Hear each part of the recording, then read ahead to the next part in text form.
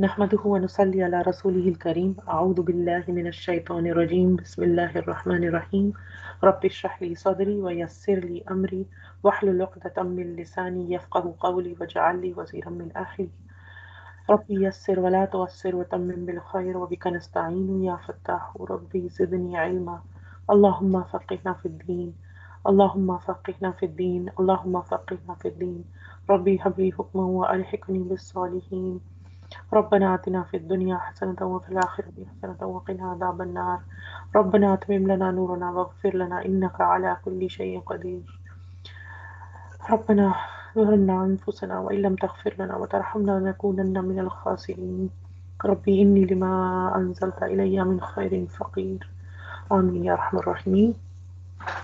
Assalamu alaikum wa rahmatullahi wa barakatuhu. Today we are going to talk about ayah number 255 of Surah Baqarah, which is known as Ayat Kursi, and it is our honor. It is a huge blessing of Allah subhanahu wa ta'ala to be able to read this ayah, to be able to know about this ayah, to be able to try to understand the meaning and to try to internalize it. May Allah Ta'ala make us of those people who are able to take the lessons. May Allah Ta'ala help me to convey some of the many lessons of Ayat al-Kursi. If somebody ponders upon the Ayat al-Kursi throughout their life, it will not be enough. Our lives will fall short.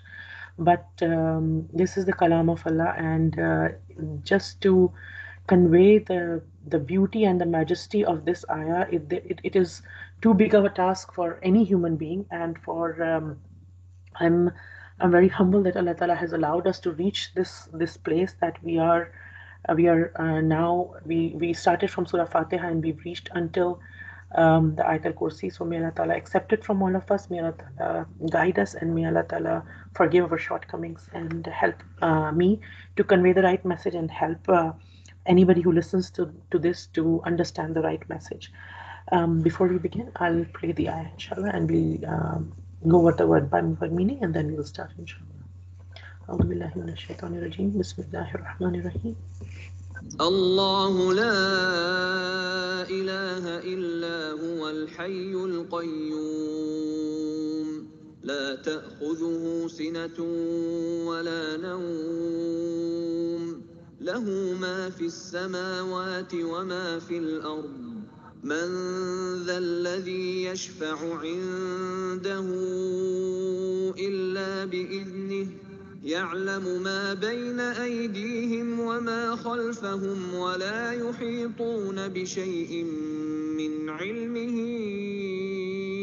إلا بما شاء وسع كرسيه السماوات والأرض ولا يؤوده حفظهما وهو العلي العظيم. So here Allah subhanahu wa ta'ala says, Allah subhanahu wa ta'ala, La ilaha. There is no God, ilaha, God, illa, except huwa, except him. And who is he? Al-Hayyu and Al-Qayyum. Allah Ta'ala shares here two of his names. Al-Hayy is the one who is ever living, the one who was always living and who will always be living, the one who will never taste death. Death is a creation of Allah Ta'ala and meant for the creation of Allah Subhanahu wa Ta'ala. So death cannot touch him, and he is ever living. And we'll talk more. Hayy comes from ha, ya, and ya, and hayat is referred to life, and al-hayy is the exaggerated form meaning the ever living, the one who was living and is living and will always be living. Al-Qayyum comes from qaf, waw, and mim, and waw, as we know, can be changed to the waw, ya, and alif. They are known as the harf-e illat, that they can be changed.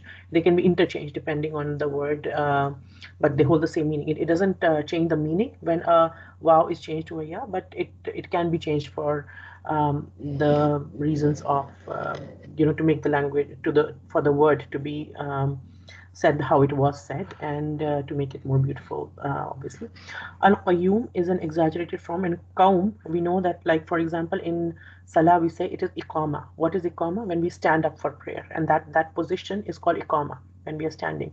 And in another place in the Quran, Allah Ta'ala calls that الرجال قوامون على النساء, that the men are the ones who are the the providers. The men are supposed to be those who are providers and protectors of women. Qawwam, they keep they need to be they need to stand up for the women, for their families. They need to stand up and they need to keep their families sustained. It is their job. That is the job that Allah Ta'ala has given to the men, that they need to do this.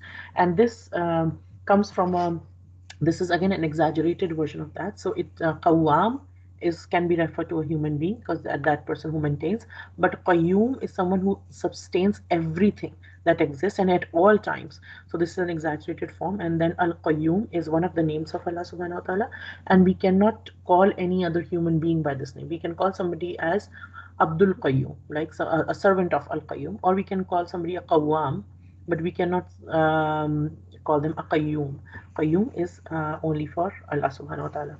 La ta'akhuduhu, does not. Akhada is to overtake something, or to control something, or to have to get hold of something. So does not take hold of him. Who here refers to him? So does not take hold of him. What does not take hold of him? Sinatun. Sinatun is like when we are very tired and we just like somebody sitting and they've been working a while and they're so tired that they just start drowsing, and it's like the very beginning stages of sleep. They just yawn, or they're like, oh, like that, or they just their eyes start like or let's say somebody's been driving, or somebody's been studying for a very long time and their eyes start to like just literally drop, and they're like, oh no. So that's the beginning stage, like being drowsy or starting to doze a little bit. That's the beginning stage. Sinatun refers to that. Wala naum, and wa, and not. Naum is a deep sleep. Naum is a kind of a sleep when a person has fallen deep in sleep. Now they're like totally out. Somebody had worked for let's say 18 hours non-stop or 20 hours non-stop, and after that they had a shower, they ate, and then they lied down. Now it's a deep sleep. Now you shake them, you move them, you beat drums on their head. They're not going to wake up for a bit. Like they're gone. They're in deep sleep, and that kind of a sleep is called a naum. So it is being told about Allah subhanahu wa ta'ala that uh, does not take hold of him either neither drowsiness or dozing, or even the beginning stages of sleep, not even a little bit of that. And deep sleep does not take control of him either. So he is pure from both sinatun and naum, from drowsiness and from sleep. Then Allah Ta'ala tells us about him, lahu ma fis samawati wa ma fil ard. Lahu, lam is harf for saying belonging, and who is for him, going back to Allah subhanahu wa ta'ala. Lahu, for him or to him. Ma is whatever. Fis samawati is in the heavens. Wama, and whatever. Fil ardi is in the earth. So to him belongs, like he owns everything. Um, he owns the heavens and the earth, and he owns everything that is in the heavens and the earth. Whatever is in the heavens and the earth, he is the one who owns all of it. Man dalladhi, man, whoever. The is the one who. Alladhina, I'm sorry, alladhi, who.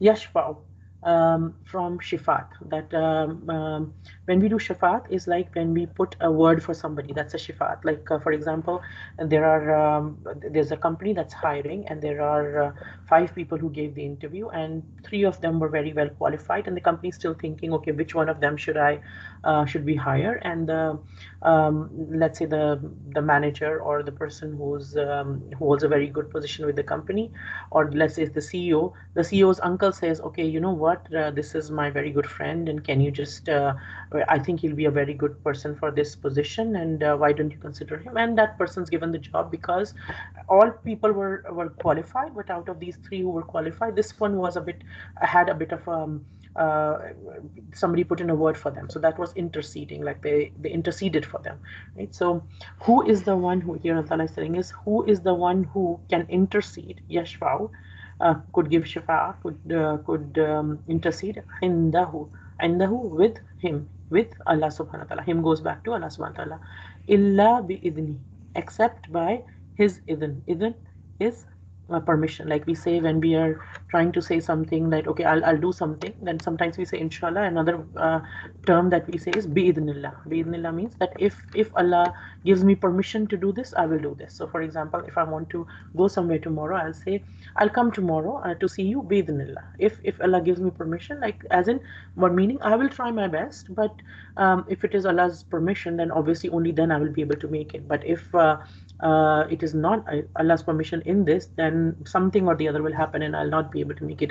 I'm putting my, I'll do my best, but my trust is in the, and I cannot do anything by the permission of Allah. So, bi'idhnihi, with or by his permission.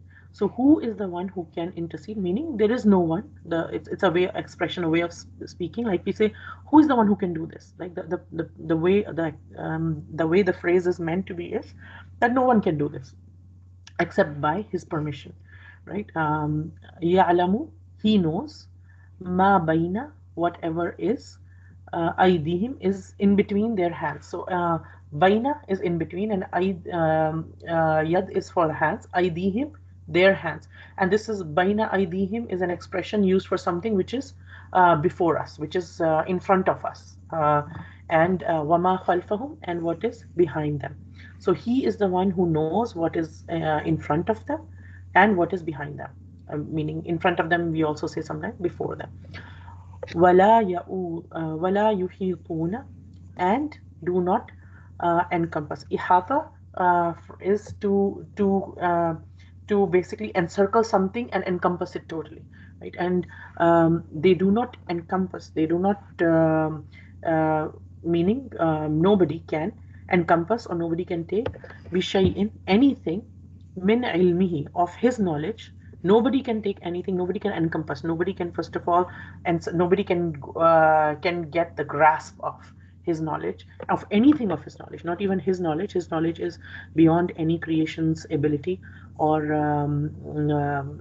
any, nobody can get there. But even to get any part of his knowledge is that nobody can encompass that anything min ilmi, of his knowledge, illa bima sha'a, except bima, of what, be and ma, two words, be ma, of what, sha'a, he will. Like again, like we say insha'Allah. Insha'a, sha is his will, that nobody can encompass anything of his knowledge except what he wills. So any knowledge that comes to us is from the will of Allah subhanahu wa ta'ala. And if he didn't will it, if he doesn't will it, then we cannot encompass, or we cannot get any part of any knowledge. Wasi'a kursiyuhu samawati wal ard.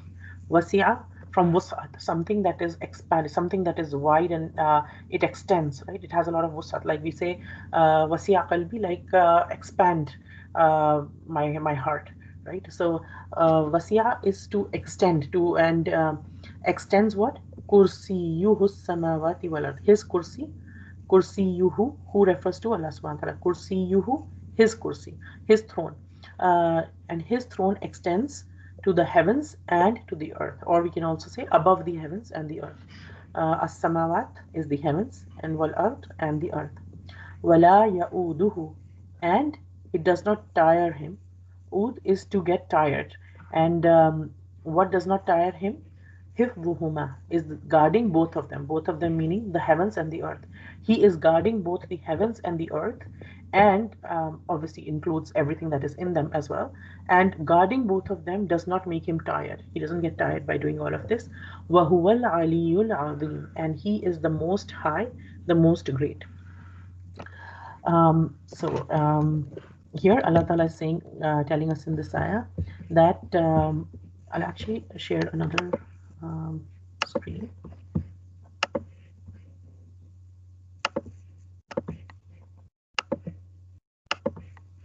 Okay. So in this ayah there are 9 statements. If we look at that in Ayat al-Kursi, and it begins with Allah subhanahu wa ta'ala, Allah. Then there is no God except him, the ever-living, the all-sustaining. Neither dozing overtakes him nor sleep. To him belongs all that is in the heavens and all that is on the earth. Who can intercede with him without his permission? Meaning there is nobody who can. It's a rhetorical question. He knows what is before them and what will be after them, and they encompass nothing of his knowledge except what he wills. His kursi extends over the heavens and the earth, and it does not weary him to look after them. And he is the all high, the most great, so the most supreme. So we'll begin with just a little bit about Ayat al-Kursi before we go into the meanings of Ayat al-Kursi. First of all, a lot of people know about this ayah, and it is one of the very famous verses of the Quran. A lot of us have heard it, a lot of us have memorized it, and if any one of us has not memorized it, then it is a very good idea to memorize this ayah. And there are lots and lots and lots of blessings, lots of hadith that tell us about the virtues of Ayat al-Kursi and the blessings of Ayat al-Kursi.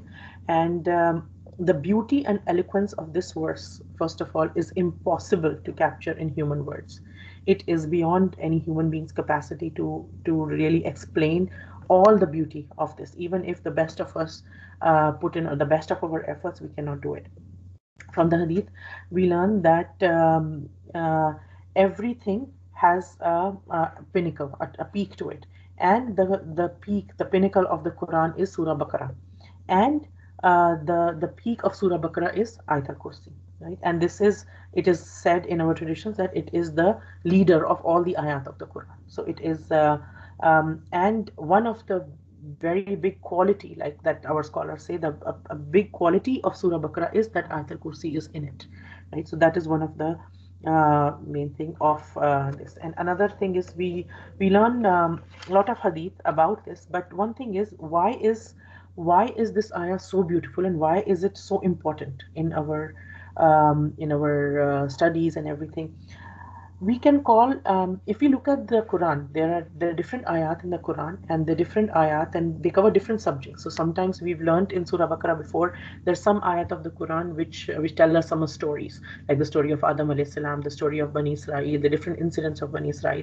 There's some ayat that tell us about history, like this happened before you, this happened before you, this happened before you. There's some ayat that tell us about the future. Like for example, we learn that in some ayat of the Quran, we learn about the conversations that will happen between people on the day of judgment. And Allah Ta'ala tells us now, it is going to happen way later. After the day of judgment comes, everybody will be resurrected and everything. And then what will people say to each other? What will the people of heaven say? What will be the people of, what will people of hellfire say? What will people feel like even on the day of judgment? Allah Ta'ala has told us all of a lot of those things in through different hadith and different parts in the Quran. And then there are other parts in the Quran that tell us about human beings' nature, and what are human beings, like what do we gravitate towards, and what are our weaknesses, what are our strengths. He tells, there's some ayat that tells us about our enemy, who is our enemy, and how do we face our enemy, and it gives us tools. Many ayat in the Quran give us tools on how to face our own nafs, and how to face our enemy, which is the shaitan.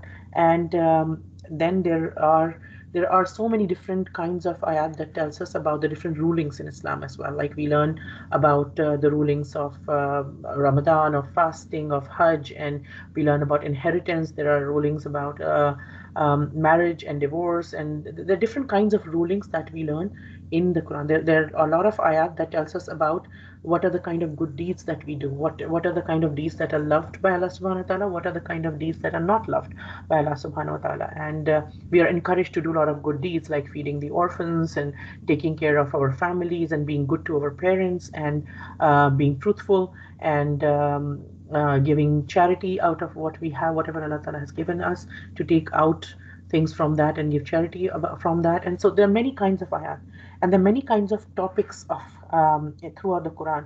But the content of when the content of and these ayat. So sorry, one more thing. And then these there are some ayat which are a bit special, and we call them like the pearls and the flowers in a garden. Like they're so even in Surah Baqarah, for example, before we learned ayat bir, which was ayah number 177, in which there was a lot of good deeds of what all we can do. Then there's ayat called Ayatul Ayat, in which there were we learned about the different miracles in the nature around us, and how they can guide us, and how they can guide our heart towards Allah subhanahu wa ta'ala.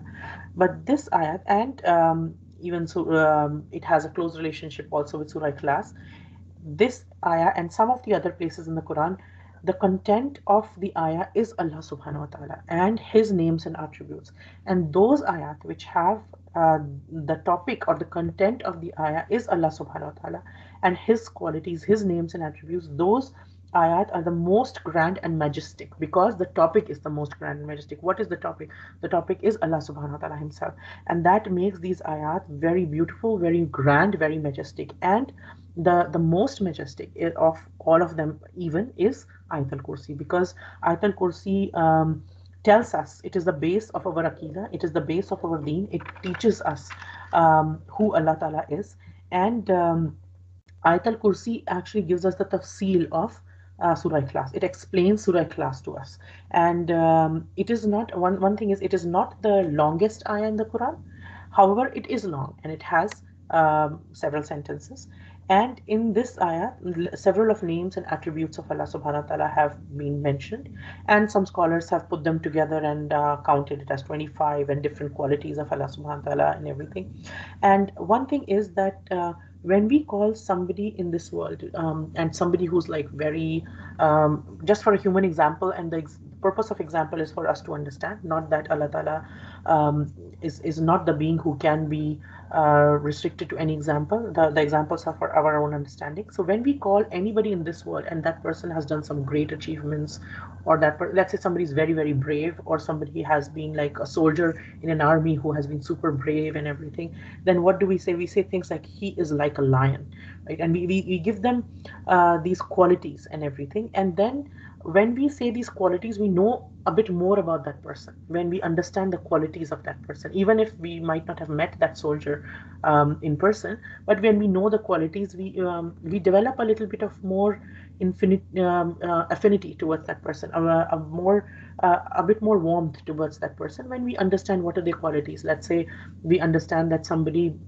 my child was sick at my child got like sick at the in the school or something, and I get to know that one of the teachers, who was not even his or her class teacher, that teacher came and that teacher helped my child to get over that episode. Or maybe somebody was bullying my child and somebody came and helped my child without that. Now, even though I have not met that person, but when I learn about that person, okay, he did this, or this teacher did this for my child, or this fellow student did this for my child, I develop a sense of warmth for this person. And so it is but natural that when we learn about the qualities or the things that a being does, a person does, then we develop a sort of warmth, and we know that person, and knowing is a first step towards loving.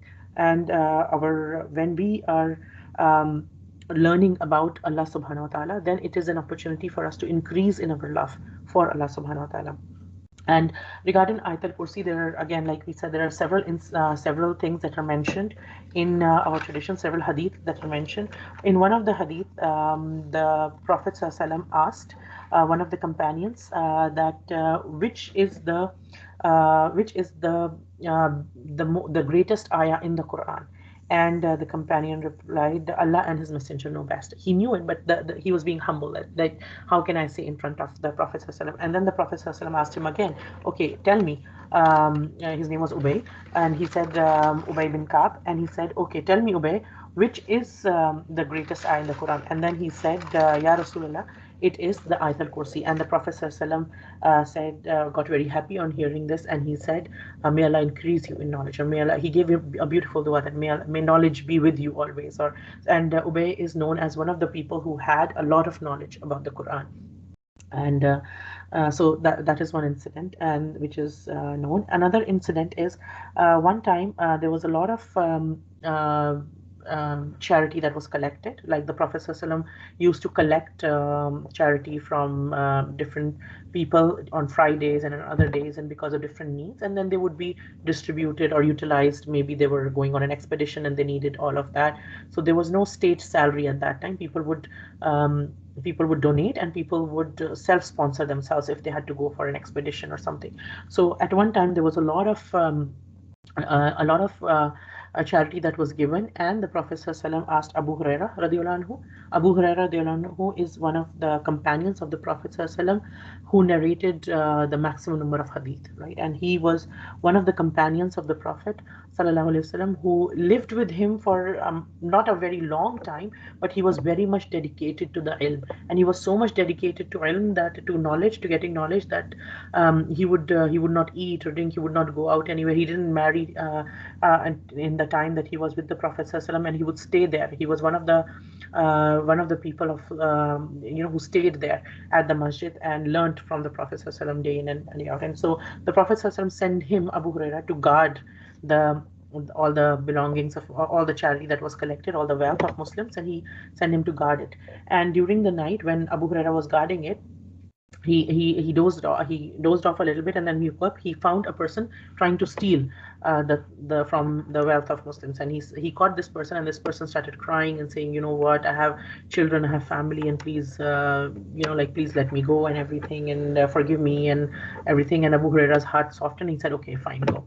And the next morning, the Prophet ﷺ asked him, Abu Huraira, how's everything? He said, yeah, everything's good. And Prophet ﷺ asked him, okay, what about your visitor?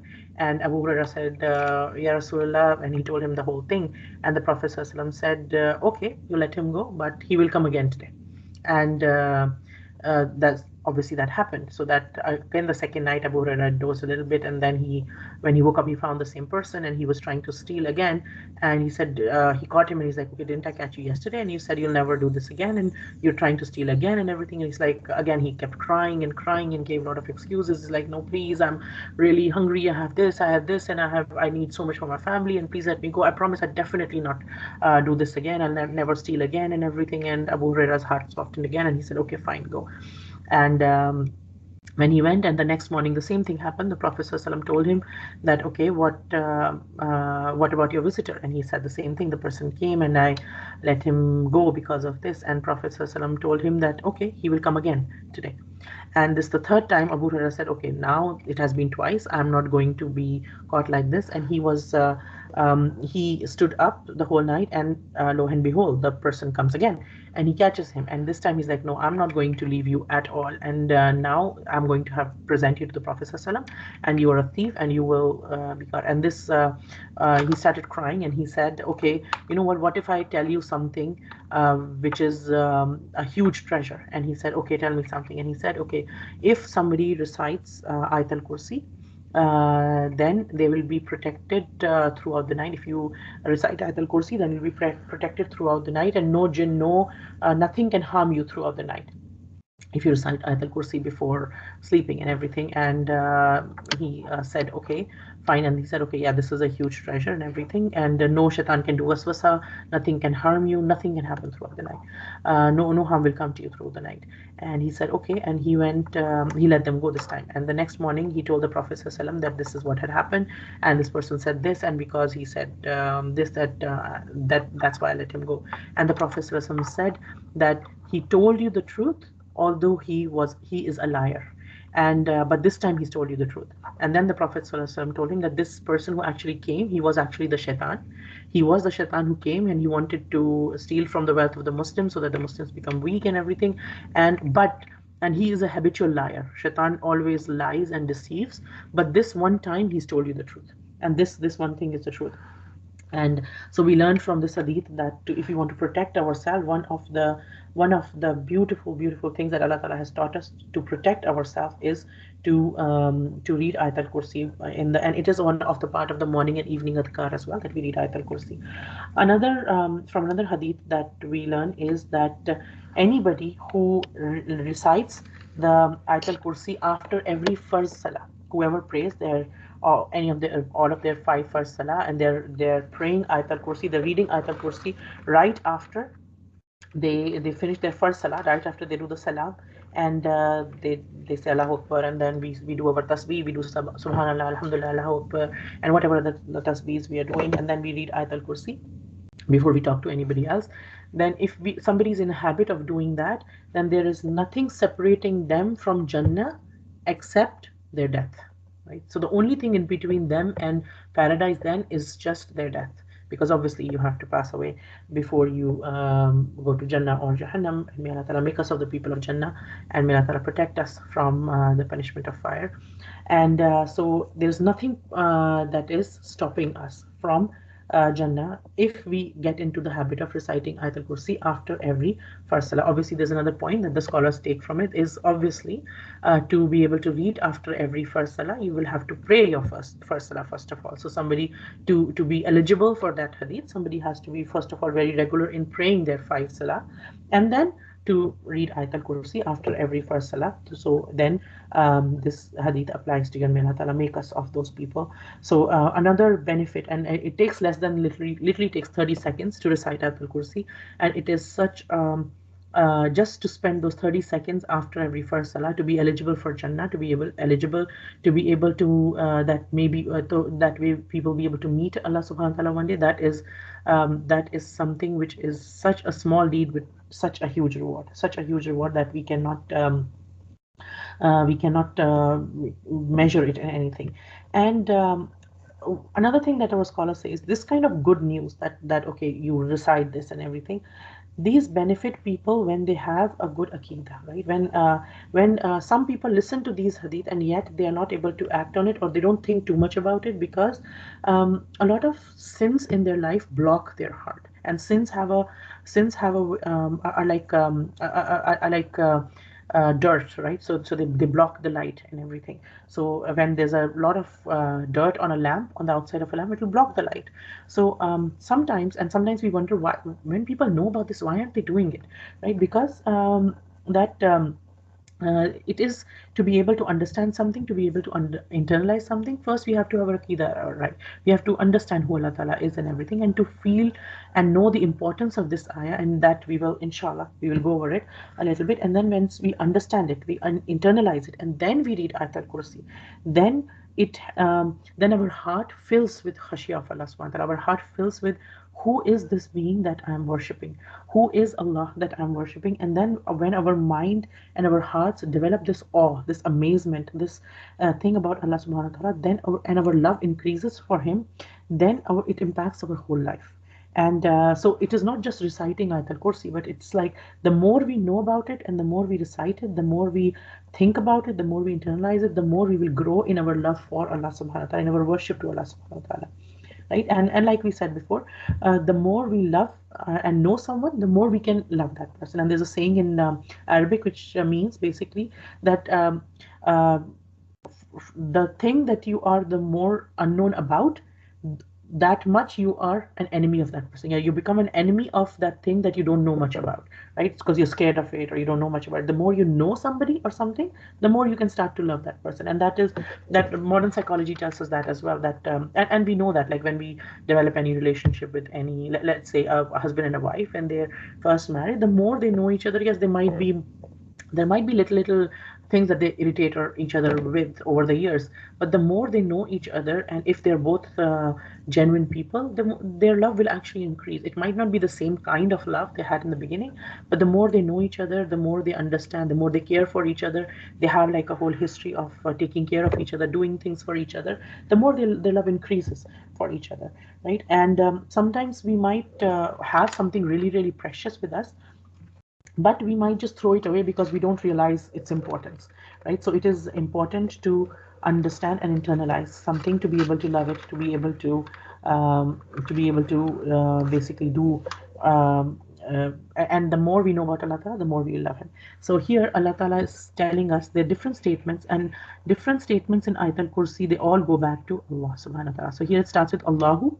If we can think of Ayatul Kursi as Allahu, and then there are all of these statements, and there are these 9 statements which are there, and they all go back to Allah subhanahu wa ta'ala. So we can read it as Allah, there is no God except Him, the ever living, the ever sustaining.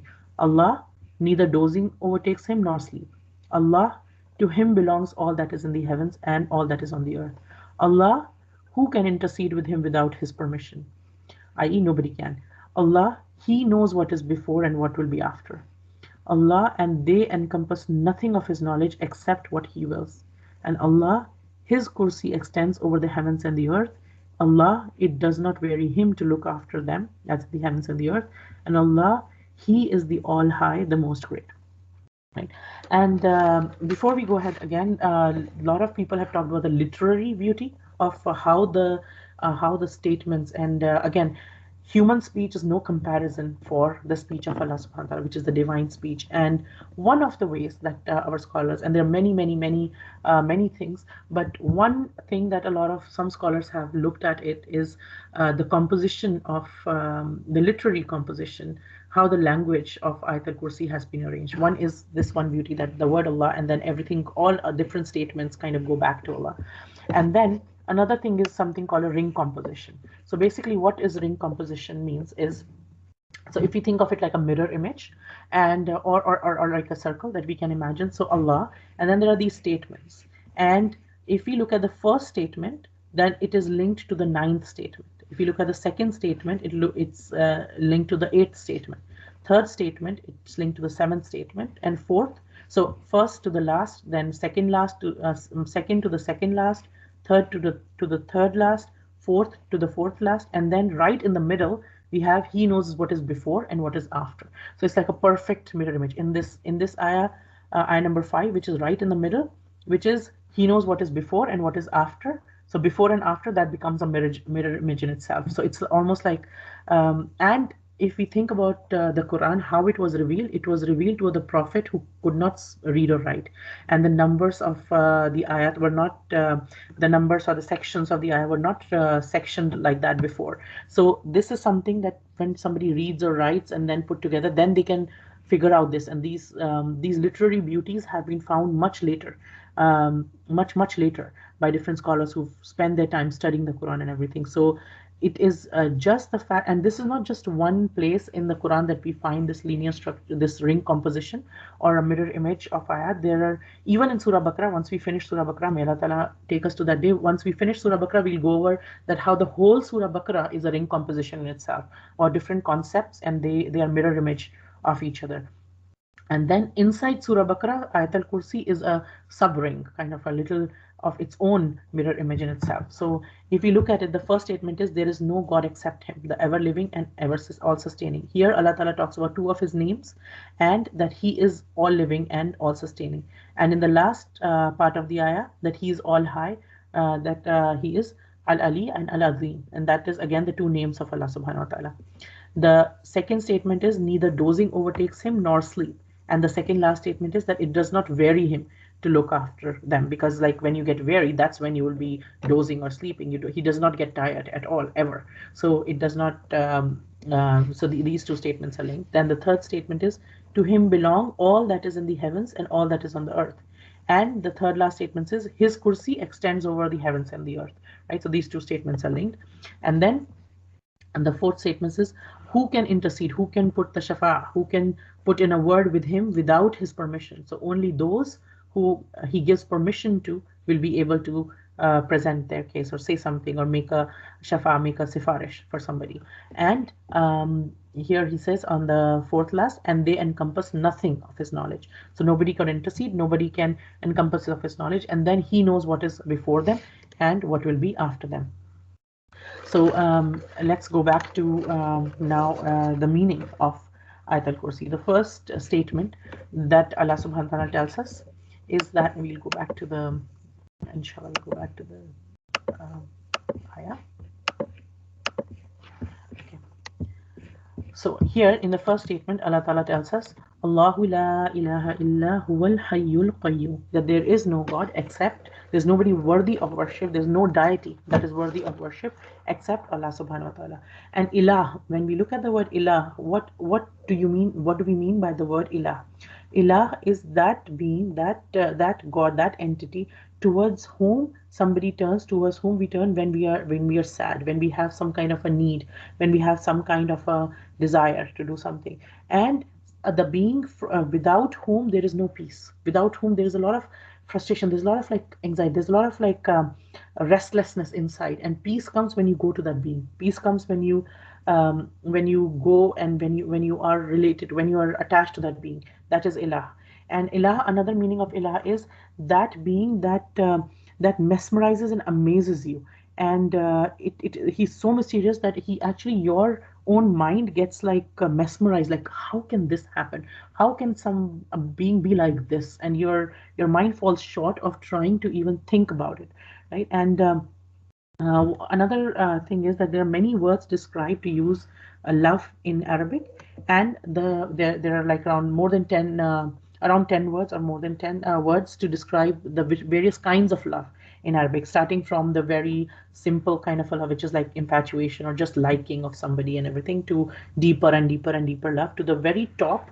The highest level of love is the kind of love that makes a person crazy, that the person does no longer has control over himself, and he goes actually crazy in his mind, and he can't like think straight anymore and everything. Just one level below that love is wala. And wala is that kind of love which is very very intense, but it is not harmful. So it does not, it is the most intense that it can be without harming the person who's loving. So, and love, that is kind of love which is so intense that is enough for every need. It fills the person up, like a person who's very very hungry, and then they eat very good food and very healthy food, and just fills them up. When somebody's really really tired, and very good sleep just fills them up. So this is the kind of love that fulfills a person up, that fulfills their heart, their heart becomes content with this love, with, and that being um, uh, coming from that root of wala. This ilah is one being that when we are close to him, when we are close to this being, then our hearts get peace, and they're at rest, and they have sukoon in them. They have calmness. They have a kind of contentment in them.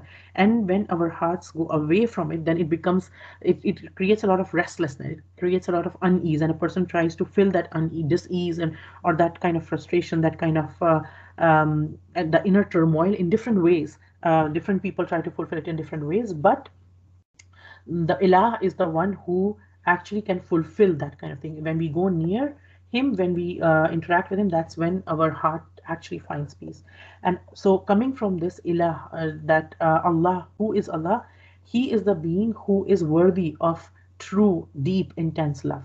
He is the one whose qualities, when we hear about his qualities, our mind gets boggled. Our mind's like, wow, how can he, for example, when we learn that he is a Sami, he listens to everybody, and then we are like, how can he listen to every single person at the same time? Like, even if we just think of a room full of people in a masjid who are making dua to Allah subhanahu wa ta'ala, that's just different people making dua at the same time. And for us as mothers, if we two children are talking at the same time, like, okay, just one of you be quiet, and one of you, one at a time.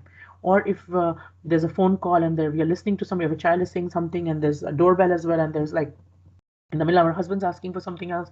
And so if there are two or three things happening, then we're like, okay, just calm down everyone, let me just deal with one thing at a time and everything. But it is, and if we think about Allah subhanahu wa ta'ala's hearing, he hears every single human being on the world who's calling out to him. And not only that, he hears every single creation who's making every kind of noise. There are some noises that we can hear, like different words that which fall into our frequency, but there are things like, for example, a dog whistle. We can't hear that sound, but dogs can, right? And so different creations of Allah Ta'ala have ability to hear different things. And as human beings, we are not able to hear all of these. We are able to, and even in our own bodies, there are a lot of things happening inside our bodies. Like, for example, our stomach is churning food all the time, and our lungs, our heart, and but we don't hear all these sounds all the time. But if we were to hear all these sounds, we would go crazy. Just all this sound all the time. There's a lot of things going on in our human body. There's a lot of thoughts going on in the minds of people around us. And if Allah Ta'ala had made those like open to us, then we would go mad just listening to like five people's thoughts during the day. Like, okay, what is everybody thinking and everything? And Allah Ta'ala has given us the ability to hear only what is useful for us, what is needed for us, and everything. But Allah Subhanahu wa Ta'ala hears everything at the same time. He hears every single noise, every single sound, and He hears things that we don't even say. He hears the whispers in our heart. He hears everything. So when we ponder over just even one quality of Allah subhanahu wa ta'ala, our mind just gets boggled. It's just like, how can he do that? And like um we just can't comprehend it. It's beyond our comprehension totally. And then Allah subhanahu wa ta'ala, another meaning of the name of Allah subhanahu wa ta'ala is that the being towards whom we turn for every need, for every sadness, for everything that we have, that we need help for, we need, and we run to him. And that is the ilah, right? And like we said, all sentences in the Ayat al-Kursi, all the parts, all the phrases in Ayat al-Kursi, they go back to Allah and they also go back to La ilaha illa huwa. Everything explains to us that there can be nobody except. Once we internalize Ayat al-Kursi, we can understand that there cannot be anybody who is like this, and there cannot be anybody whom we can worship except Him. And there's nobody, no ilah. Ilah cannot be anybody except Allah. And who is Allah? Allah is the being whom we are, who is worthy of obedience, who is the only being who's worthy of worship, who's the only being that we look up to when we need stuff, right? So Allah is the object that all creation is desiring, and the ultimate goal of everything is Allah subhanahu wa ta'ala. And there are many opinions about the name Allah, where it comes from, and some say it is, and different scholars have put in different things. Some say it is, it comes from Al plus Ilah, that is the God, that He is the God. There is no God except Him, right? So just the word Allah tells us that He is Al Ilah, right? And another, there are also many other opinions there that it has come from different verbs have been told. And so one of the meanings is from walaha. Walaha means for kasada, which means to reach out, to want, or to desire. So Allah subhanahu wa ta'ala, like we said, is the object that all creation is desiring. The ultimate goal of all creation is Allah subhanahu wa ta'ala. Another root of the word Allah comes from alaha ya'allahu, which means for tahira, which means to be astounded or confused. Like we said, that when we think of Allah subhanahu wa ta'ala, we are full of awe and amazement. The beauty and majesty of Allah subhanahu wa ta'ala is so much that our mind can't grasp it, and we become amazed and we become confused. We are like, and there is a famous couplet in Urdu which says, तू दिल में तो आता है पर समझ में नहीं, बस जान गया मैं तेरी पहचान यही है. Meaning, you come in my heart, but my mind cannot comprehend you, right? So the place for you is my heart, because my mind is too small, but my heart holds you. My heart is attached to you. I gave my heart to you, but my mind cannot comprehend you. And now I have understood. The more I live, the more I understand that this is who you are, that my mind can never grasp you. My mind can never understand you totally, right? And that's your beauty and amazement, majesty of Allah subhanahu wa ta'ala, that just puts us in awe of Him. And another meaning of another verb that it comes from is, that scholars have said, is aliha ya'lahu, which means from abada ya'budu, meaning Allah subhanahu wa ta'ala is the ma'bud. Allah subhanahu wa ta'ala is the deity, the one who is worthy of being worshipped. There is nobody who is worthy of being worshipped except Allah subhanahu wa ta'ala. Right? And when we learn La ilaha illallah, then we learn that this becomes our whole lifestyle. This becomes the way we look at this world around us, the way we look at our life, the way we look at the world and the people, and who am I, and everything. It impacts every little thing, right? And another meaning that the scholars have said of the word Allah is that He is the being who combines all perfections, and He is free of all shortcomings. That is Allah. Who is Allah? Allah is the being who combines all perfections, all kinds of perfections, and He is free from all shortcomings. And Allah is the proper name of Allah subhanahu wa ta'ala. This is the name that cannot be given to anybody else. Right? Is Ismazat, meaning it is His personal name. Like, for example, we say, okay, this person is let's say somebody is Abdul Rahman, and Abdul Rahman is very brave, Abdul Rahman is very kind, Abdul Rahman is like so awesome, and this and that. Those are qualities and names and attributes and everything. But one is his proper name, which is Abdul Rahman. And the scholars have said that Allah is the proper name of Allah subhanahu wa ta'ala. And in this name, all attributes are, when we call Allah subhanahu, when we say Allah, in this name of Allah ta'ala, all attributes are included in it. All of His attributes are included in there. And we know that Allah ta'ala has many, many, many names. And 99 of them we've learned from Hadith are extra special and holy. And out of even those 99, the most common name is Allah. Right? And this is the name that was mentioned in all books before us as well. So, for example, in the Jews and the Christians, their book is called God Ilah, or Elohim, which is for Allah and Allahumma, which is for the same term. And it is also the name which is mentioned the most in the Quran, over 3,500 times in the Quran. And if we look at the Quran, the first words of the Quran start with the first name of Allah subhanahu wa ta'ala mentioned in the Quran is Allah. Bismillahir Rahmanir Rahim. Alhamdulillahi Rabbil Alameen, right? And this is the first name. And the last name is referring to Allah as well. We say, Kul A'udhu bi Rabbin Nas in the last surah of the Quran. Kul A'udhu bi Rabbin Nas, Ilahin Nas, right? So Ilahin Nas is the last name of Allah Ta'ala mentioned. That is also referring to that Allah Subhanahu wa Ta'ala is above and beyond all spatial location, and He is somebody that like when we understand the perfection of Allah's being and His attributes, and especially through this Ayat al-Kursi, when we learn more and more about Allah Ta'ala and His names, then we understand that it can be only Him. There cannot be anybody else who is like this. So one thing is, when we say La ilaha illa huwa, in our hearts, each one of us truly knows that there is God. That is like, if somebody says that there are people who are atheists, but there are other reasons. Sometimes they are confused, sometimes they are just like when somebody is really upset and angry about their life, and one of their ways is to say that. But if we actually analyze, and every single human being knows that there is a higher power, and some people call him God, some people call him a source nowadays. Like if you look at the universe is doing this for us, so we hear a lot of different concepts, but everyone in their hearts knows that there is a power bigger than us. There's a power beyond us who is taking care of us. And what Ayat al-Kursi teaches us is what is the nature of this God? Who is this God? And who is the supreme power, this maintainer, this sustainer, this super intelligence, right? And the first statement itself, La ilaha illa huwa, the way it is structured, which is, it says that it doesn't just say there is one God, it says there cannot be anybody worthy of worship except Allah. And what this says is, first of all, it tells us is that when we learn the qualities in this Ayat al-Kursi, then we learn that He's eternal, He's infinite, He's self-sufficient, He's al-Hayy al-Qayyum, He's ever living, and He is the one who's sustaining everything. Now, if there were more than one being, if there was, let's say, hypothetically speaking, if there were two beings who were extremely strong, who were always living, who were sustaining everything, then what happens? Can they always be in agreement with each other? Can it work? Can it work with more than one God? So, for example, just for, again, the example is for our own sake to understand.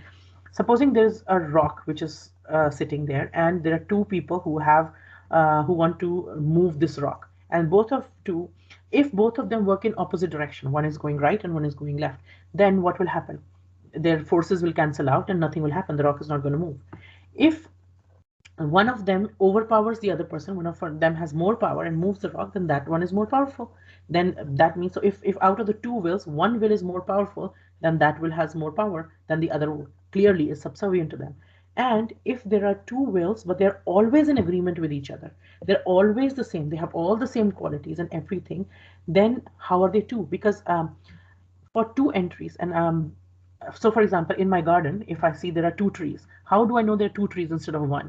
Because there's some spatial difference between them. How do I know that the twins are two people, two individuals rather than the same? Because there's some separation between them. There's some, the mothers who have twin children, they can tell the difference between them, because although they're very, very alike, there is some slight difference between them. There is a difference in their space. They're not at the same place all the time. They're not together all the time. And even the conjoined twins who are there, they have a little bit of difference in what they think and want to do and things like that. So there is some difference. But if there is a being who has, if there are two beings who have the same amount of power and same amount of things, then this universe cannot run. This universe cannot run with more than one being and everything, right? And if all the attributes are shared, like all knowing, or if both the entities, if more than one entity, two or more entities are all knowing, all powerful, unique, very distinct from creation, outside of the universe, they share the names, they share the descriptions, they share the essence, and then they're not really two entities. There is one entity. There cannot be two entities sharing everything. And if one is above, then the one who's above is the God. And the one who's not above is not the God. So when we say La ilaha illallah, it is, first of all, it negates everything, anything and everything else, saying that there is no God, there is nobody worthy of worship. We cannot worship anybody except Allah subhanahu wa ta'ala, except Him, right? And one thing is Allah Ta'ala created all of us to worship Him, and all of us have in our instinct to worship Allah subhanahu wa ta'ala. So whoever is not worshipping Allah subhanahu wa ta'ala is worshipping someone or somebody else, right? And no one is free from it. So either somebody is worshipping idols, somebody is worshipping their egos or their desires or their instincts, somebody is worshipping their societal pressures or peer pressure. Their whole life is geared to the peer pressure that they face. For somebody, their biggest goal is money and job and materialism. That whatever will get me money, I will do it, right? And what is their ilah? Their ilah is money. They have put their money as their ilah. For somebody, it's their bodybuilding. They're so obsessed with their bodybuilding that they'll keep either if it's a size zero or it's like a certain kind of six pack and muscle cuts and everything, and they're bothered if like 1 gram goes up here and there, or they're like forever building their body. For some, it is their family and parents and spouse. They can't think beyond that, and they're like their whole life is dedicated to them. And yes, we should be dedicated to them, but we are talking about obsession to the point of that you're worshiping. They become the focal of your life. And for some, it is knowledge, that they just want to get more and more and more and more and more knowledge all the time. For some, it is power, that they would do anything for power. They're not bothered about right or wrong or this or that or who they're hurting or what they're doing, as long as they get power, right? And if we think of all these things, and all these things in a small amount is present in the desire for all of this is present in many of us, most of us. But if we think of all these different desires that a person has, the different places that he's running to, we can think of it as like different bosses at a company. If a person has more than one boss, what happens? One boss tells you do this, one boss tells you do this. And when we are following all these things, whether it's ego, desire, societal pressures, bodybuilding, materialism, money, whatever, we have kept all these things as focus, what will happen? A person becomes enslaved to so many things and contexts, and there these all these things are quarreling with each other. Like the family says, okay, take us out for dinner. The money mindedness in the person says, oh, you know what, I have to save money, and I won't spend so much money on this and everything. So there's an internal battle going on, because these things have different objectives. All the things in our life, they have different objectives, and they don't really know what is good for this person and the person who's enslaved to all these things. As opposed to that, if a person enslaves themselves to one God, one Rabb, one Allah, then what happens?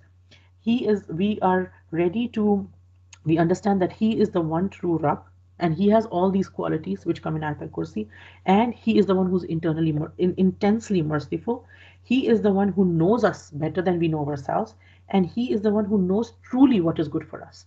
And then when we understand that, and when we enslave ourselves to Him, that when we say La ilaha illa huwa, then we sacrifice for Him, then we submit to Him, then we obey Him, then we venerate Him, when we worship Him, then everything else in our life kind of revolves around that. That everything else we look, it kind of liberates us from all these other chains. When we say La ilaha illallah, La ilaha illa huwa, it liberates us from all these other bondages, all these other little chains that we have on ourselves. It liberates us from all of that, and we are worshiping one God alone. And then we don't give up our life, but then in the light of that worship, in the light of that God that we have, then we look at everything else. Okay, how do I behave with my family? How do I earn money? How do I spend money? What do I do with this?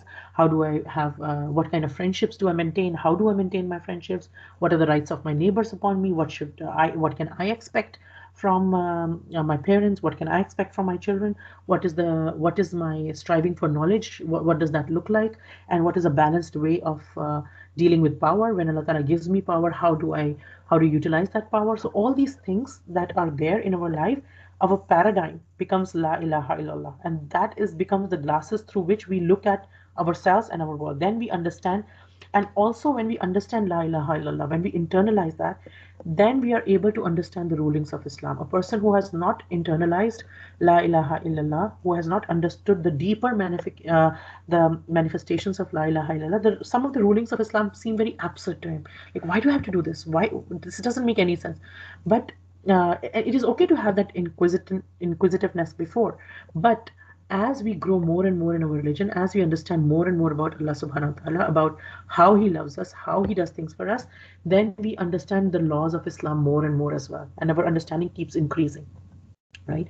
And even people who were there before Islam, Arabs in pre-Islam period, they believed in Allah too. But what they had done was they had also made other gods and partners. So they would say, yeah, we believe in Allah, no problem, we worship Allah, and they believe that Allah is like the bigger God, and then they had like all these partners or their little gods or everything that they would go through to reach Allah subhanahu wa ta'ala. They would say that we are too sinful to reach Allah ta'ala directly, to call to Allah ta'ala directly and everything, right? And they had created all this akida. And on a similar vein, we have akidas of different kind of akida, which are other non-Islamic, and anything other than Islam. We can, if we go deeply, we can find out that there have been partners that have been set up with Allah. That's the main root cause. But what does Shahada do? Shahada removes the scope of worshipping anybody else, and that is the main problem. Why people with different akidas cannot, like for example, a person who's from a Hindu background has no problem going to a church and okay, I worship 10 gods, one more, Jesus is not a problem. Safra, may Allah forgive us. But when you say the shahada, that becomes a problem now, because what is shahada doing? It is removing the scope of anything and everybody except Allah. So we can respect other people, we can obey other people as long as it is good thing that they're saying. We can look up to certain people as well, we can have role models, we can do anything else. But worship is one thing, that is one station that is reserved only for Allah Ta'ala. And that is what we say when we become Muslim, sorry. La ilaha illa huwa, that there. And again, lots of gods are, if we look at around us in the world today, or from thousands of years, or there are lots of gods that are worshipped around the world, but nobody has the right to be worshipped except Allah subhanahu wa ta'ala. And when we say this, La ilaha illa huwa, as we understand more of Ayat al-Kursi, as we learn more about it, we understand that we don't just say it from our tongues, we know it in our hearts. We live for it. Our lifestyle, who we are, our DNA, why we, what is the way we think, what is the way we look at the world, and knowing that it is Him that we came from and it is Him that we're going to return to, that internalizes the Shahada for us. So when we learn more about Ayat al-Kursi, when we go deeper into the meanings of Ayat al-Kursi, its knowledge takes us from faith to certainty.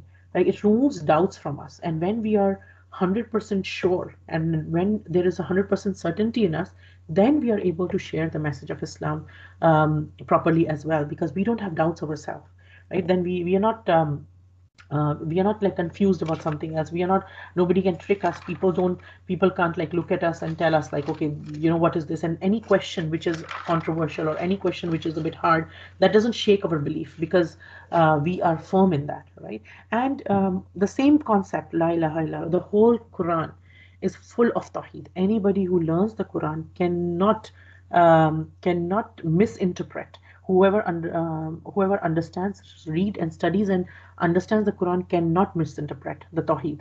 Why? Because the whole Quran is full of this message. Right from the beginning, when we say Iyyaka na'budu wa iyyaka nasta'in, you alone we worship and you alone we ask for help. When we become the Muslim, La ilaha illallah Muhammadur Rasulullah, that I bear witness that there is no God except the God, except Allah subhanahu wa ta'ala, the God of all the prophets, God of all mankind, the God of all creation, who takes care of everything, right? And it starts with negating others, that there is nobody except Him. There cannot be anybody except Him. The more we learn, the more our belief gets stronger and stronger. And as we know that our Prophet ﷺ told us, Iman goes up and down. So one of the ways to make our when it goes down and we feel that weakness in us, then it is things like this, pondering over this, and the Quran, learning the Quran and things about the Quran, especially Ayat al-Kursi, which can help us make our Iman firm again, which can help us get back on the track. So it is a big blessing of Allah Ta'ala that He has given us Ayat al-Kursi and told us who He is, right? And it is like we are saying, Ya Allah, I worship you alone.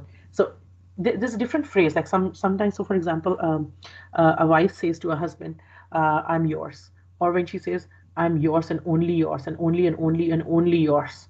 All right. So there's a difference in the two phrases, like we say that, right? So here, when we say La ilaha illallah or La ilaha illallah, what are we saying? The way we are saying it is that I don't have anybody except you. Ya Allah, you are, I belong to you, and you are the one who can take care of me. I am too weak.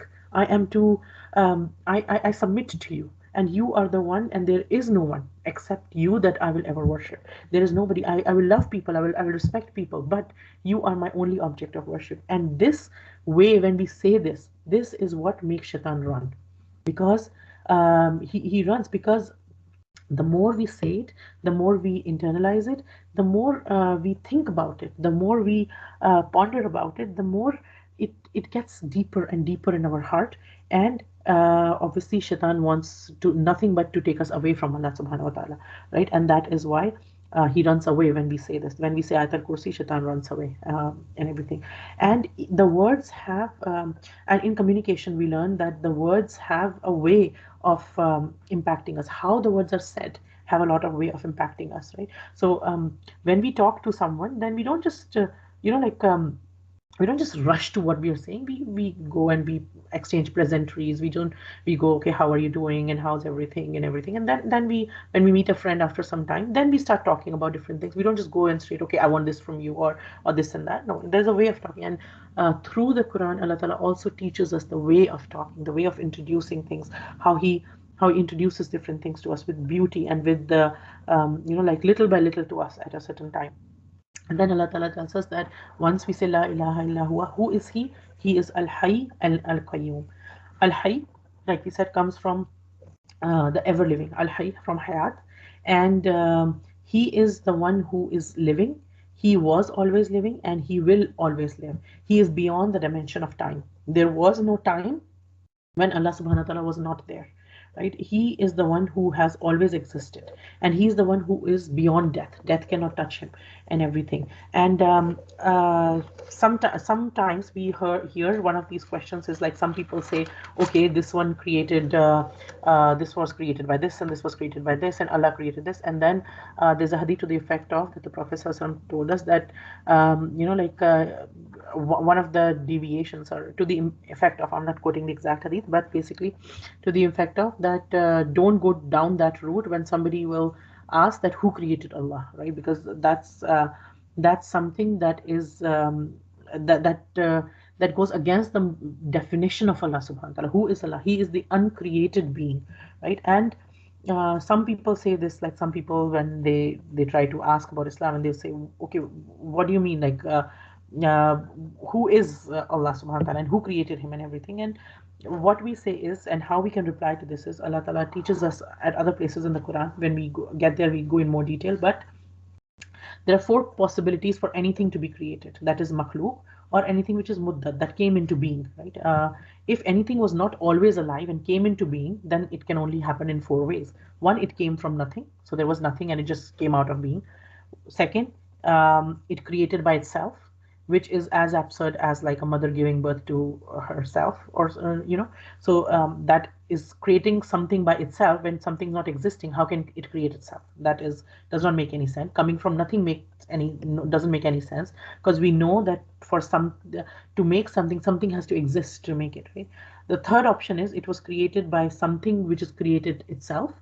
And if it is created by something that's already created, like if I say I have this table, but this table was created by the carpenter, and then, okay, who created the carpenter, right? If it was created by something created, then there's a chain. Okay, who created this? Who created this? Who created this? And that's an infinite regression if we don't go to the being who was uncreated, who was always existed. And the fourth option is that he was created by something uncreated. And if something uncreated, was not created, made it or created it, then that is the one who's God. That is the one. That is what we are saying, that Allah subhanahu wa ta'ala has always existed. He was not created by anybody or anywhere. He is not bound by the means of time, and that is who Allah is. He's Al Hayy. He is he is the one, and he is the one, and only the one who's always been living, who's always existed, can actually be the Qayyum, who can take care of everything. Qayyum is the one who maintains and manages the world single-handedly, without any help from anyone or anything, right? And who is firm himself, who is Qayyum himself, and he can take care of others too. He maintains others too, right? And If somebody is shaky themselves, then they cannot take care of others. We know this in organizations, we know this in families, that if somebody is an unshaky person or an unshaky being, then they cannot take care of other people. To be a good dad, to be a good mother, we need to be strong ourselves, and we need. So even in the airplanes, they say that if you want to give the mask to a person who's a young child or an old person or a sick person, then you have to first put a mask about yourself on yourself, because if you are not stable, then you cannot help anybody. As much as it sounds like you're not helping the other person, but it is for the sake of helping the other person that you have to make yourself firm. So anybody, to be able to maintain somebody else, you have to be firm yourself. And the one who's maintaining this whole universe, the earth is just a speck. He's maintaining this whole universe. He's maintaining every single human being, every system in my body. Like even a little dust particle goes inside my mouth, or even a food particle gets stuck in somebody's throat, they can kill him. Like every time we eat a meal, we can literally die every time we are eating. Anytime we step out of our house, who's protecting us? He is the one who's single-handedly maintaining us and protecting us, right? And all our risk, all our eating, drinking, all our living in this world, the oxygen that we have, the sun, moon, star, earth, everything firm on their positions. Who's keeping all of them firm? That they don't move from their positions. They stick to every night, every morning the day comes after the night ends, and it doesn't. The cycle is like who's basically charging the sun and the moon so that they stay in their orbit and they don't move out, and who's doing all of this. And another thing is that it is told that when we have, our scholars say, when there is an earthquake, for example, an earthquake is coming, who can stop it? Nobody. When there is an earthquake coming, no amount of modern science or technology can stop an earthquake from coming. It is as Allah wills. When Allah wills it, it is going to happen. When we are in a plane, and if the plane is shaking and it has a turbulence, it is said that remember Allah Ta'ala with his name Al Qayyum. Yeah, Qayyum, like to grant stability and everything. And there's a hadith to the effect that Ali radiallahu anhu, at the time of the Battle of Badr, he wanted to go and see what the Prophet ﷺ is doing, and he found the Prophet ﷺ in sajda. Because the Battle of Badr, when we learn the seerah, we know it was a very tough battle. It was, the Muslims were one third compared to the non-Muslims, and uh, they had to fight. They didn't have any weapons and everything. And the Prophet ﷺ was worried that if these people, these are the only people on the earth at the moment who are upon Tawheed, and if these people are destroyed, Ya Allah, then who will pray to you? Who will pray to you on this earth? So Ya Allah, protect them. And he's calling on to Allah subhanahu wa ta'ala. And at that time, when he was calling to Allah subhanahu wa ta'ala, he was saying, Ya Hayyu Ya Qayyum, Ya Hayyu Ya Qayyum, Ya Hayyu Ya Qayyum. Right? So we are told that whenever we are in certain kind of a trouble, or when we are very restless about something, something's troubling us a lot, then it is a good idea to make dua with these two names of Allah subhanahu wa ta'ala, Ya Hayyu Ya Qayyum, right? And we learn from another hadith that whenever from Anas radiallahu anhu, that whenever a matter would distress the Prophet ﷺ, he would say the dua, Ya Hayyu Ya Qayyumu bi rahmatika astaghith. O living, O self-sustaining sustainer, in your mercy I seek relief. Right? And with this chain, it is also said that the Messenger of Allah ﷺ said that also be constant with, O possessor of majesty and honor, which is Ya Dal Jalali wal Ikram. That also be constant with these. So Ya Hayyu Ya Qayyum and Ya Dal Jalali wal Ikram, these are a very good dhikrs to make, and especially when we are in need of something, when we are distressed about something, then these are there are different names of Allah subhanahu wa ta'ala that we can call upon at different times, and these are the names which are recommended to be called upon at that time, right? And another thing, we learn other things as well, that the Prophet ﷺ, from another hadith, that whenever a matter would worry the Prophet ﷺ, he would raise his hand up towards the sky, and he would say Subhana Rabbi, Subhanallahil Azim. Glory be to Allah the Magnificent. Subhanallahil Azim. That's what he would say. And when he would strive in dua, and he would say Ya Hayyu Ya Qayyum, Ya Hayyu Ya Qayyum, he would say these words a lot. And by Al Hayyu Al Qayyum, we learn that the being of Allah subhanahu wa ta'ala, he is the one who is hayati. He is the one who gives life. He not doesn't just he's not just himself all living, he also gives life to others, right? So every life, any life that any one of us has, or any of our loved ones has, that is the life that is being borrowed by from Allah subhanahu, that is being given by Allah subhanahu wa ta'ala. It's almost like, like owning a house versus a rented house, right? So this life that we have, that I and you have, this life has been given to us by Allah Ta'ala. This we are alive because Allah Ta'ala has given us life. Life comes from Allah Ta'ala, and we could not have lived without uh, Allah Ta'ala giving us life, right? And He's maintaining us. Whether we were, when we were a little embryo in the tummy of our mothers, we didn't know we existed, and whether we became a baby when we were born, when we were even before our souls were put in the wombs of our mothers, before that, in the Alam Arba, when we existed, Allah Ta'ala was taking care of us then. He gave us life then. He gave us life in this life, and He will give us life again in the next life, and He will bring us back to life on the day of judgment. And He's the one who has given us life once, can always obviously give us life again, and He'll bring up this life again, and He will raise us again, and then inshallah we will be admitted to Jannah. And may Allah Ta'ala protect us, because there will be also people who will be going to Jahannam. And in Surah Ikhlas, for example, Allah Ta'ala has used the two words Ahad and Samad, right? That He is Ahad, He is one and only. And if we look at the phrase here, La ilaha illa huwa, it goes back to that He is, like we say in Surah Ikhlas, Qul huwallahu ahad, that He is one and only who cannot be divided. Ahad is, there's Wahid and there's Ahad. Wahid is one as well, Ahad is one as well, but Ahad is one who cannot be divided into anything else as well. And Samad is someone who is not dependent on anyone, right? And in He is, here we learn that He is Al Qayyum, that He is not dependent on for His maintenance, rather He is the one who maintains anything and everything and everybody, right? And so whatever is being maintained in the universe is being maintained because of Allah subhanahu wa ta'ala. Like we didn't ask for food and water and gravity and the distance of earth from the sun. We didn't calculate that it has to be this much point, this 000 this much, or this much kilometers, or this many miles, or this many we didn't calculate any of this. We didn't calculate at what speed the moon will rotate, and or at what speed earth will rotate. And we didn't calculate how much of the earth would have water and how much of earth would be land. We didn't do any of that. All of this has been by Al Qayyum, that He has made things happen in such a way that life can exist, and not just exist, He maintains it for us, right? And there are so many things that we don't even know, and yet He provides for us. Like He gives us without us asking, and we don't even know we need it, and He already provides for us, right? For we can think of it like, for example, that a baby that's crying, and the baby's crying, the baby doesn't know, it's just uncomfortable or anything. The mom knows, okay, she'll change her diaper, change the baby's diaper, she'll feed the child, she everything. The mom knows what the child needs, and she will do things accordingly, right? And again, the example is just for our own understanding. There's no example that can obviously explain Allah subhanahu wa ta'ala, but that is for our own mind, that Allah ta'ala not only loves us, but He knows us, and He knows our needs, and He provides for our needs, and He's watching us.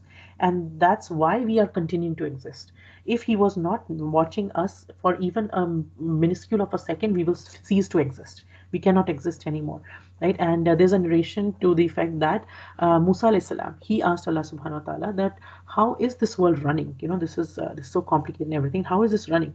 And Allah subhanahu wa ta'ala asked Musa alayhi salam that stand with two glasses in your hand filled with water, and keep standing and holding them, right? And Musa alayhi salam stood there with those glasses, and he kept standing and kept standing and kept standing, but eventually he started getting tired and sleepy. And as soon as he got tired and sleepy, what happened? The glasses fell and broke. And this is obviously this is not from this is from an Israeli tradition, but we are allowed to quote it as long as we say that this is from Israeli tradition, and that we don't base our fiqh and our thing on it, but there is no harm in taking lessons from it if it doesn't go against our Sharia, right? And then Allah subhanahu wa ta'ala told Musa alayhi salam that how can I sleep when I have so much creation in my hands, right? So much creation and everything that is being maintained by Allah subhanahu wa ta'ala, and He's the one maintaining everything, which takes us to the next part, which subhanallah we will cover the next statement in the next week, inshallah. We'll continue from here, that and that He is the one who's maintaining everything. That means that He is the one who cannot be overtaken, because if He were overtaken by sleep or slumber, drowsiness even, or even a little bit of tiredness, then this world would cease to exist. Everything would just go boom boom boom, right? The planets and the thing and everything is in its place because of Allah subhanahu wa ta'ala. I am existing because Allah ta'ala has given me life. This planet Earth is existing because Allah ta'ala is maintaining it.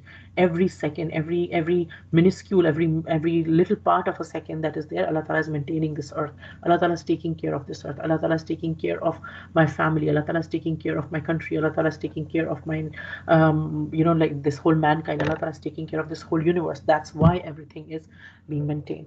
May Allah ta'ala make us of those people who are able to understand that our life belongs to Him, and He is the one Al Hayy, and I am, because my life comes from Him, that I can really internalize it when I say that Inna Lillahi wa Inna Ilaihi Raji'un, that He is the one who gave me life, and He is the one to whom I will return to, and then He will give me life again. This is one life that I'm living, and then there is another life about which there is no doubt.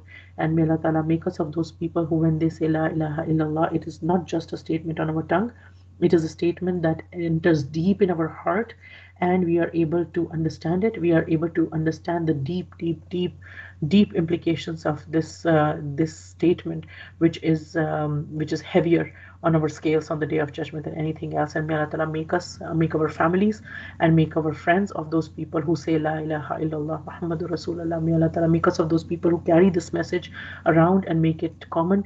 May Allah Ta'ala make us of the bearers of this message, and to take it to people who haven't heard this message. And for people who already have, may Allah Ta'ala make us the people who are able to help people get closer to Him, and get closer to this message, even if they've accepted it, to get closer to this message. Ameen Ya Rahman Rahimin. Just like Allah Ta'ala has united us as sisters in Islam in this world, may Allah Ta'ala reunite us as sisters in Islam in the Akhirah, under the shade of His throne on the day of judgment, when there will be no shade except His, and then once again in Jannatul Firdaus. Ameen Ya Rahman Rahimin. Subhanaka Allahumma ashhadu an la ilaha illa anta nastaghfiruka wa natubu ilayk.